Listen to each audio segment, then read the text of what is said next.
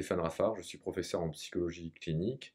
Je travaille aussi au sein du CHU de Montpellier où je coordonne la consultation en thérapie comportementale et cognitive de TCC de l'adulte, spécialisé dans la prise en charge du TOC.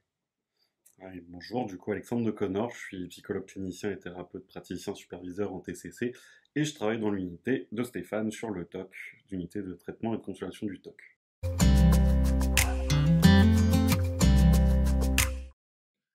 Je m'appelle Raphaël et j'ai 28 ans. J'ai souffert de TOC de contamination pendant 12 ans. Donc, j'avais cette peur très angoissante d'être contaminé, d'être souillé si je touchais certains objets, si je fréquentais certains lieux ou si je serrais la main à certaines personnes. Plus concrètement, donc au plus fort de ma maladie, au bout de 12 ans, j'étais plus capable de porter des chemises.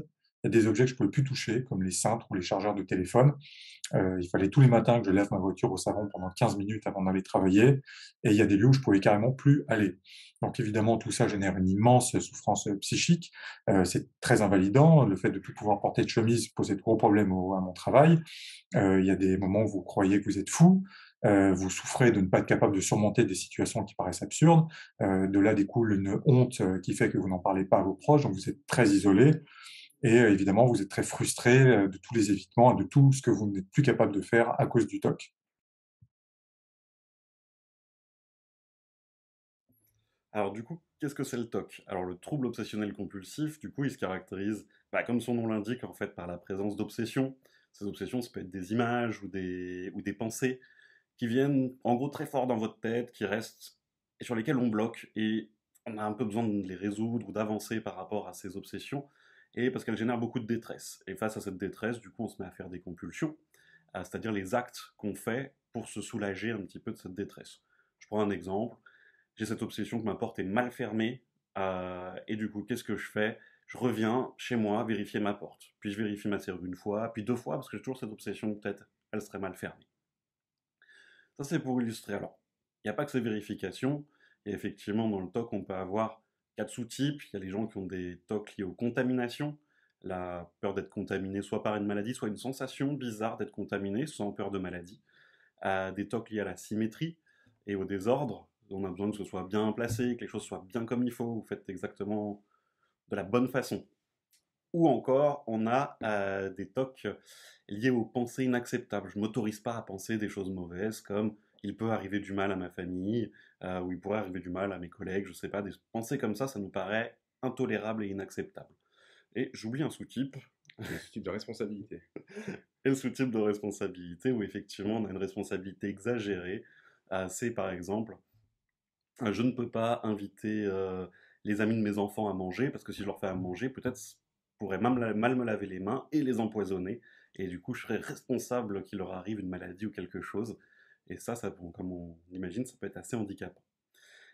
Ces TOC, ils touchent à peu près 2 à 4% de la population, autant les hommes que les femmes. On n'observe pas de différence à l'heure actuelle là-dessus. Et c'est la quatrième pathologie psychiatrique en termes de prévalence. Donc du coup, c'est quand même quelque chose qui est à la fois très caché, on en parle peu, les gens disent qu'ils ont du mal à arriver à avoir un diagnostic, à arriver aux soins, et pourtant c'est quand même une pathologie qui touche beaucoup de gens en France et qui est assez fréquente en réalité.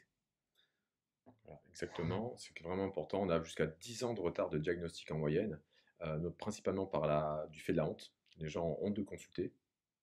C'est une donnée extrêmement importante. Ensuite, le TOC, il faut bien comprendre que des fois, les gens ont du mal à le diagnostiquer parce qu'il y a beaucoup de comorbidités. 50% des gens ont plus de deux comorbidités, principalement la dépression et le trouble d'anxiété généralisée.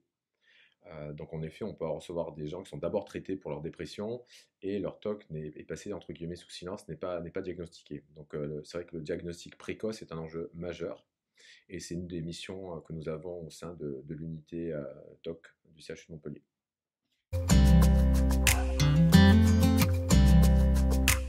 Mes TOC ont démarré à l'adolescence, quand j'avais 14 ans, pendant le divorce de mes parents, qui était une période très difficile pour moi. Et donc le premier TOC, ça a été les poignées de porte que je ne pouvais plus toucher à la main. Il me fallait un gant ou un mouchoir. Et finalement, pendant 12 ans, la progression des TOC n'a pas été linéaire. L'aggravation se faisait pendant des périodes de stress intense ou de fatigue. Donc, par exemple, quand je passais mes concours en classe prépa. Et pendant ces périodes-là, en fait, les rituels deviennent de plus en plus longs, de plus en plus complexes.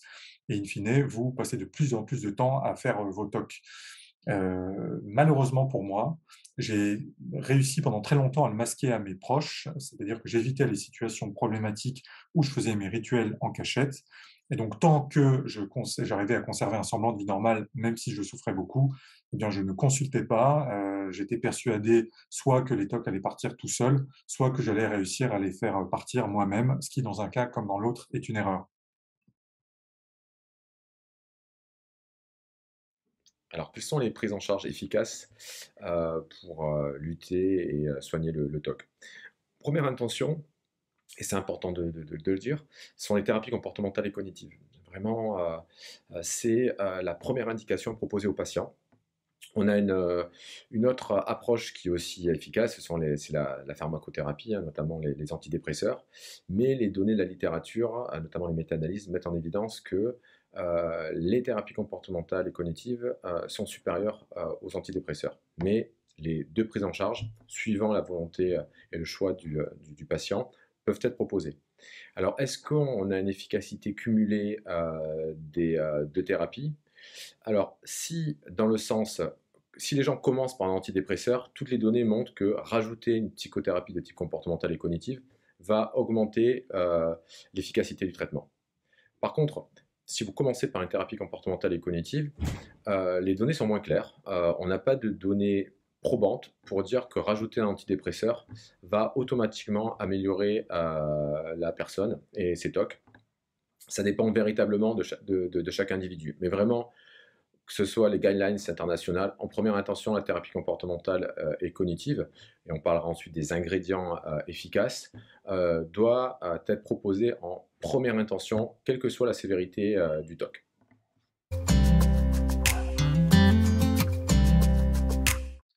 J'ai pris la décision d'aller consulter un psychiatre pour mes TOC au bout de 12 ans. Le déclic, ça a été le moment où la personne avec qui je vivais, avec qui je partageais ma vie, m'a dit qu'elle allait me quitter si je ne faisais rien, puisque le TOC avait progressivement envahi et parasité notre couple. Ma compagne faisait les rituels avec moi ou à ma place. Et donc, c'est à ce moment-là que j'ai compris que j'allais la perdre si je n'allais pas consulter. Et donc, je suis allé voir un psychiatre à Paris qui m'avait été recommandé par un autre psychiatre que j'avais trouvé sur Google, mais qui n'était pas spécialiste du TOC. Et donc finalement, il m'aura fallu cette menace pour que je prenne conscience de la gravité et qu'il fallait absolument que je m'en sorte. Et donc ce psychiatre m'a diagnostiqué TOC d'intensité moyenne et m'a assez naturellement orienté vers une TCC, donc une thérapie comportementale et cognitive, sans prise de médicaments.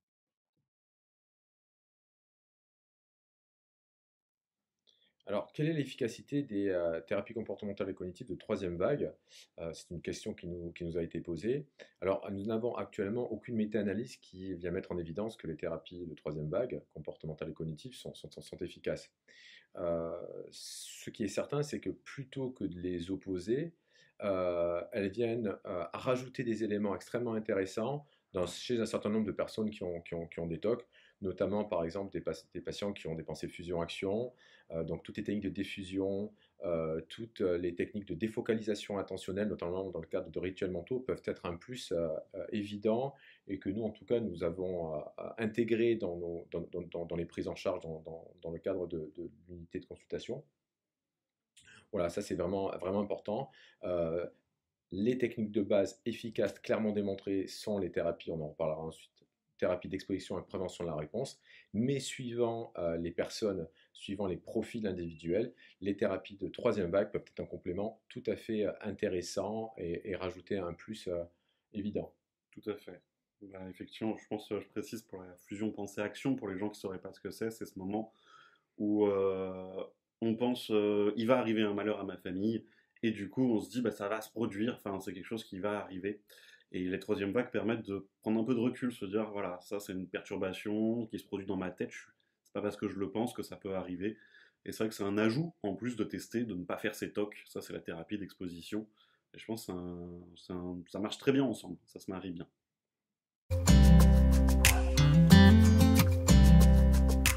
La TCC que j'ai faite avec mon psychiatre, elle a reposé sur deux piliers. Donc le premier pilier, c'était la déconstruction de la pensée intrusive, c'est-à-dire qu'on discutait ensemble en séance, voilà, on remettait en cause mes angoisses, on essayait de remonter, aux peurs un peu plus fondamentales, tout ça pour, voilà, relativiser un petit peu l'angoisse et la pensée qui pose problème. Et l'autre pilier, c'est l'EPR, donc l'exposition avec prévention de réponse. Les 2 piliers marchent ensemble, mais l'EPR, c'est, l'idée de combattre le mal par le mal en générant volontairement une situation qui vous pose problème, en vous empêchant de faire le rituel. Et avec un système de notation de l'angoisse, vous mesurez la baisse de l'angoisse avec le temps, même si vous ne faites pas votre rituel. Et donc finalement, vous déshabituez le cerveau au mécanisme du TOC et vous lui prouvez que si vous ne faites pas votre rituel, eh bien, il n'y a pas de catastrophe. Et donc, c'est à force de répéter ces exercices en déconstruisant la pensée intrusive que vous en sortez. Dans mon cas, ça a pris 1 an, avec des progrès très réels au bout de quelques mois.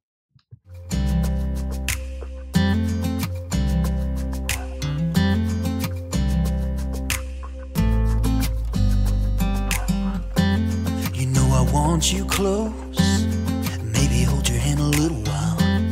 Somehow I know you're gonna be the girl that I'll